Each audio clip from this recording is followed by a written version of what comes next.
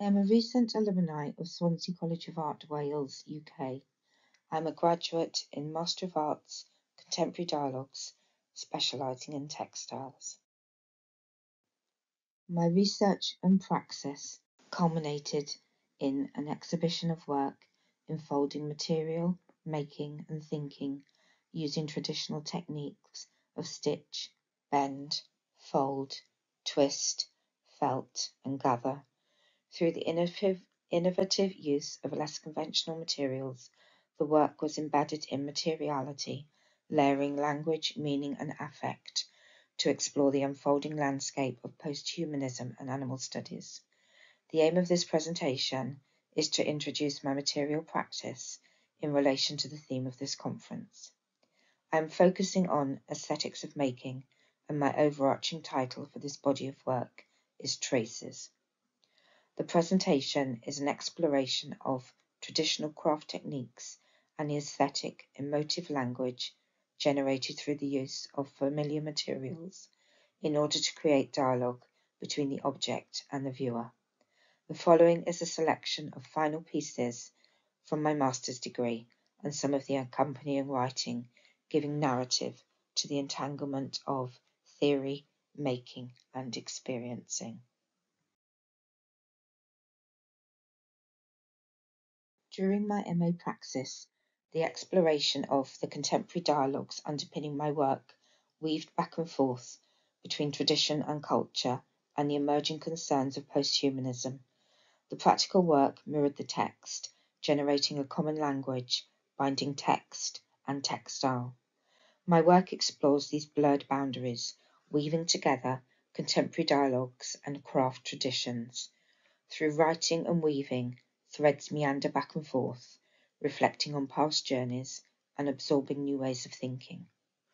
The intention is for the writing to enmesh with the textile work in a shared language and affect, to perpetuate the unfixing and rethinking of the subject and what it may become. From eye to hand to thought, to hand to eye, the entangled process of feel, see, and think enables me to take stuff and create a thing.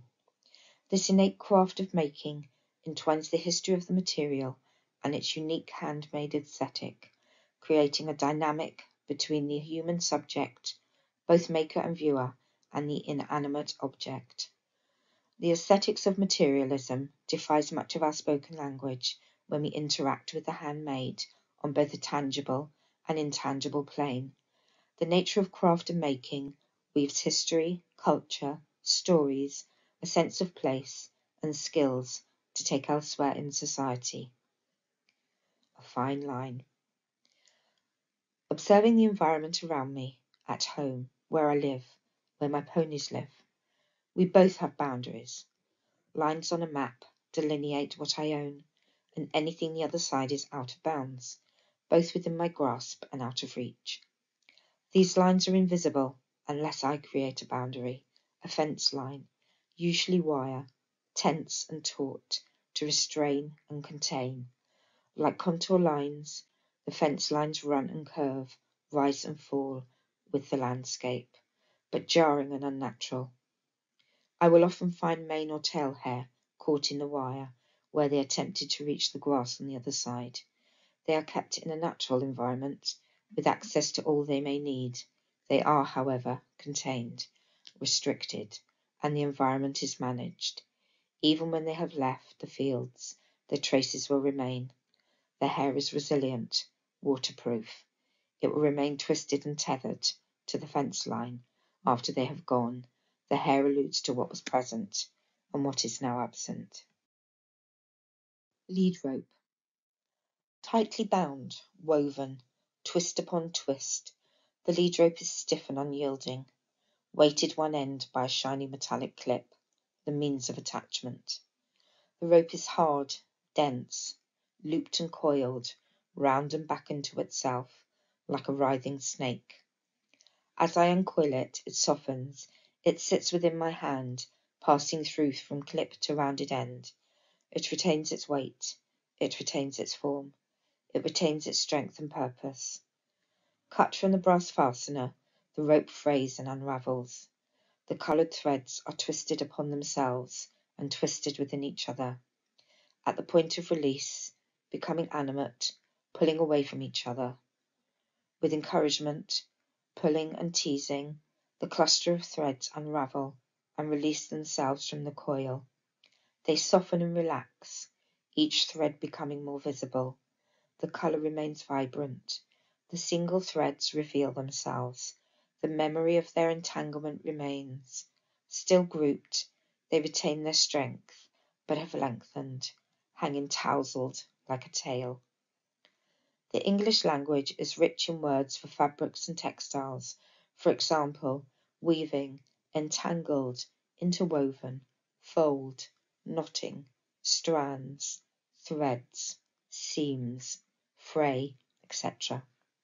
The act of handling materials can distill meaning, and the process can aid self-expression and transformation.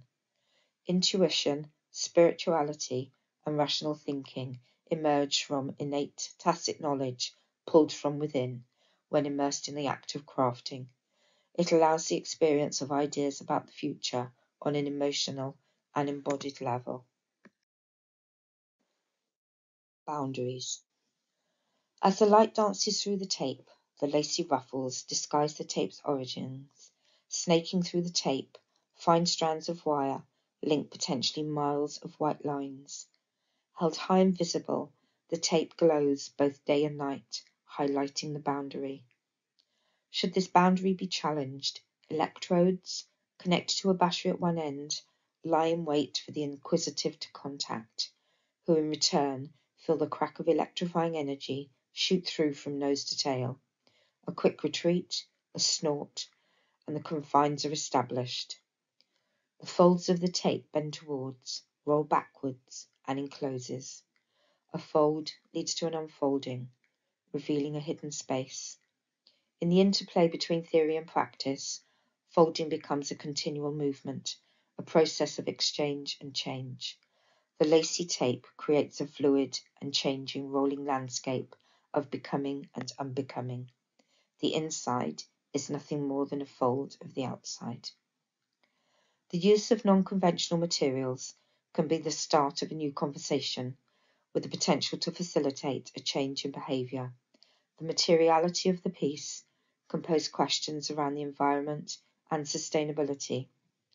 The human element of making and the familiarity of the object can reduce the divide and create new ways of thinking, but retain craft traditions. Felted mattress.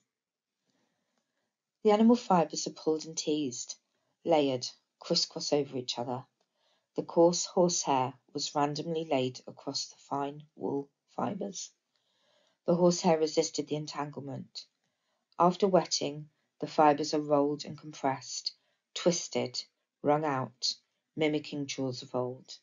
The wool fibres matted together, the horsehair lay between the layers, but not bound to them. Random lengths of horsehair lay outside the boundary of the felted mat, writhing and animate. They remained coarse and resistant. The felted mat lay soft and dormant.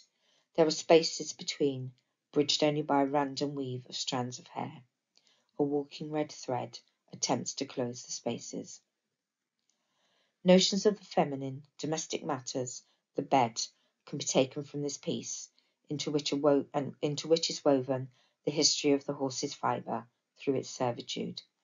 Felt is made from matted animal hair and thought to be one of the oldest fabrics made by humans. No tools are required, just a primitive physical process of beating, rolling, rubbing, and throwing, much as doing the laundry. The fuzzy boundaries of craft and its ability to entangle history, culture, and traditions create sensuous and tactile information with a direct connection to humanity. In a technologically saturated world, the return to the handmade association of craft media is currently being explored within the contemporary art world. Bozek, 2011. Horsehair has many traditional uses as fabric, upholstery, and fill.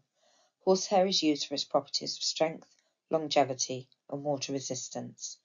I use horsehair as material within my work for the same properties, but as metaphor and meaning, with the aim of reconnecting people with nature and as a catalyst for transformative change. The human-horse entanglement is long-standing. By using horsehair, its origin, aesthetics, and language of materiality create a dialogue between the past and the present. The interplay of the history of horsehair has an association with craft, with nature, and the past. Horsehair and the horse itself are often components in contemporary art and craft, and now endowed with meanings to mirror society and challenge perspectives. Such are the innovative ways in which textiles have contributed to postmodern art practice. There are many qualities to horsehair, from textile weaving to mattress stuffing, from couture to violin bows. Horsehair's luster and resilience has been used for centuries. Braided tail hair served as memento mori of a lost animal companion, and now can be seen in the artist's repertoire and more extreme statements of becoming horse. I work both large and small scale, which allows the viewer to step back or close in to view the work. The pieces, titled heirlooms, create a juxtaposition of jewellery and keepsake, with the discomfort of the entwined horsehair if the pieces are worn. Craft has the ability to convey political and social commentary in a critical way, particularly when traditional techniques are set against subversive content, enabling conceptual complexity to the work. Contemporary craft can honour the history and heritage while showcasing modern exploratory work.